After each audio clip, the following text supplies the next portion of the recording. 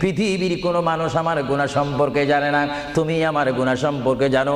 আমি এমন গুনাহ করেছি আমার বিবি জানে না, বিবি গুনাহ করেছে আমি জানি না। আল্লাহ তুমি সব কিচ্ছু জানো, হে আমার প্রভু তুমি আমাকে মাফ করে দাও। আমার আল্লাহ বলে তারপরও যদি